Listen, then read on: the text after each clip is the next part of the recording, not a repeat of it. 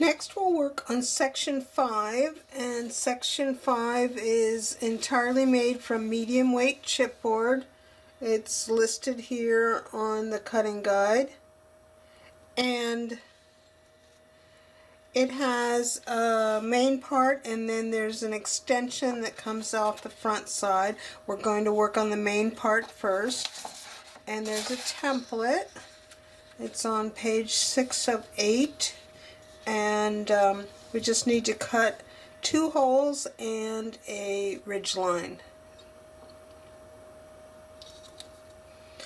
So I'm going to start by cutting that ridge line. I'll find my center point and then measure down 3/4 of an inch on either side and cut off those 2 triangles to make that gable end. I forgot to say we need to cut that ridge line on both of the wide pieces.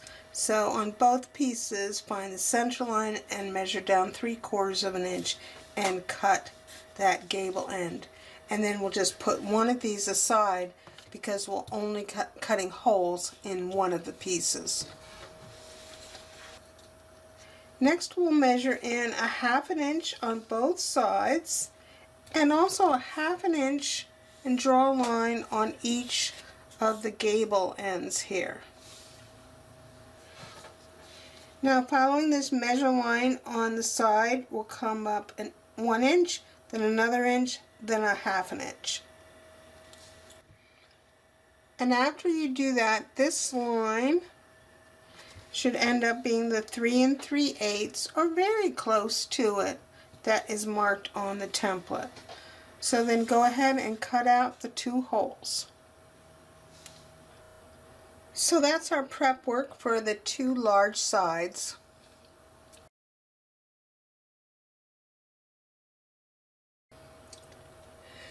Now we can make our boxes, and we've made boxes similar to this before, but we'll start out by putting the vertical pieces in, and the vertical pieces are sized to fit the length of the opening exactly. So they should fit exactly, and they should go right on top of the edges. So I'll put these long ones on the top and these short 1-inch ones on the 2 sides down here. Now that I have the vertical pieces on, I can put the horizontal pieces. They are sized so they should overlap the edges. And so I'll put the floor and the ceiling on box 2 and the floor on box 1. Now I can put the 2 angled pieces on. I'll make sure they come together here at the peak, and they can overlap the sides if they need to. And once I have those pieces on, I'll let that sit and dry for a few minutes. While we're waiting for the glue to set up on the sides of our boxes here, we can go ahead and cut the angle on the top of the back for box 1. And it is 4 1/8 inch tall. I'm going to mark a center point.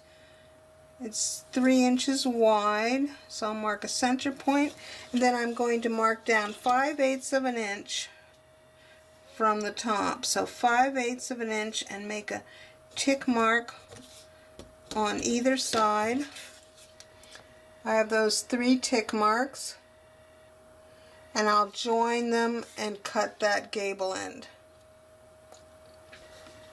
And then by now our sides are set up dry enough so I can run a bead of glue around the top edge on both and put the backs for each of the boxes in place. And just put a little pressure on those until the glue gets a chance to grab on. And that's our little boxes for this section.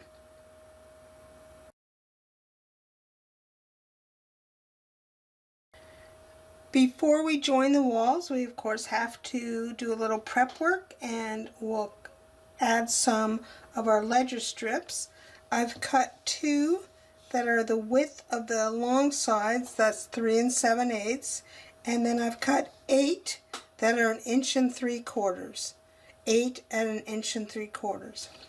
Now the 3 7/8 will go edge to edge on the wide sides, but we'll still keep them up a 1/16 of an inch away from the bottom edge. And then the little 1 3/4 ones, they get centered on the bottoms and the tops of the narrow sides, and then on the angled sides on the tops, we'll keep them a 1/16 of an inch away from that top edge on all 4 of those angles. So I'll go ahead and get those put on. This section also goes together with gluing, but this time we're going to put our extra strips on the wide sides, and I've cut these 5.5 inches long, and we'll again put them so that they go right up to the edge on those long sides. So I'll go ahead and put those 4 ledger strips on. So I gave everything a good burnish, and before I glue, just double check that on these ones that were cut to the width of the panels that nothing is hanging over the edge, and if it is, just give that a little cut. And then we'll put glue on our wide edge and then put it straight down on one of the narrow sides, and repeat that for the other wide side. Once you get those 2 sides on, let them dry before you put the last side on. Now that those first 2 sides are thoroughly dry, I can run some glue along those top edges and put the final side on. Make sure the ledger strips are on the inside, of course, and then allow that to thoroughly dry. Once the sides are thoroughly dry, we can run a bead of glue along the ledger strips on the bottom and put that base in. It should fit exactly inside. Give it a little squeeze to make sure everything is meeting up properly, and I put a rubber band around that. And then our top pieces are sized 1 7/8 by 2. The narrower side goes side by side, and the longer side goes on the length, and they should again just pop inside of there. Now don't worry if there's a gap any place. These are just more for support. The roof is going to come on top. So I just added some rubber bands to clamp it, and then I'm going to put it on my craft mat, and it should measure exactly 2 inches by 4 inches. And you want to make sure it's sitting nice and square. And we'll just let that set aside to dry for a few minutes.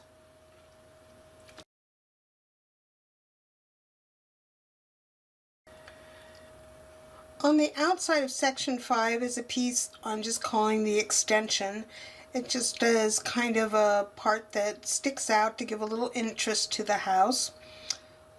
And there's a back piece, 2 skinnier side pieces, and a shorter skinny front piece. And we'll start out by making a cut on each one of the skinny side pieces. And how we decide how to make that cut is we take the short front piece and line it up against one side of that side piece and make a tick mark where that side piece joins the top. And then we're going to connect that tick mark with this corner and cut an angle off. And we'll do the same thing on the other side. Make a tick mark at the top of that front piece, and then connect that tick mark to that top corner and cut off that little triangle. Next we'll take our base and our top piece, and on one side we'll measure in a 1/2 inch and measure in 1/2 inch from the other side. So we've got 2 tick marks like this. I'm going to connect those with these corners and cut off a triangle on either side. And then I'll repeat that for the other side. Now on our back piece, which is the widest piece, I'm going to draw a line that is 5/8 of an inch down from the top. So this line is 5/8 inch down from the top. Now I'll take some joining strips and I'm going to butt the 2 skinny sides up next to that back piece and put a joining strip on each one. Now we have all of our parts.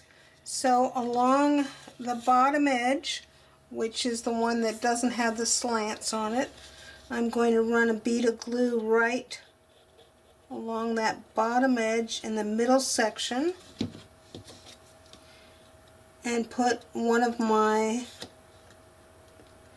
base top pieces. It should fit side to side because it's the same width as the length is the same width as the back. And then I'm going to come up and put the other one up here up against that line. And just let the glue grab for a moment on those 2 pieces before you move on. Once the glue is set up on those first things, you can put glue along one of the edges. Now on the bottom should align with the edge of the piece. This top, just try to keep it kind of perpendicular. As long as it's below the corner, that's all we care about. Just hold that for a moment and then repeat that on this other side with these other 2 angles. And then just put some pressure on those joints for a few minutes. Once that glue is set up, you can take your front piece and lay it on top. You want it to be flush with the edge on both sides. So I have just a little bit of an overhang, maybe a 1/16 of an inch. So I'm going to trim a 1/16 of an inch off the long edge. Now you may or may not have any overhang, and or you may not let it bother you. So I'm going to just trim that off and then I'll be ready to glue it on.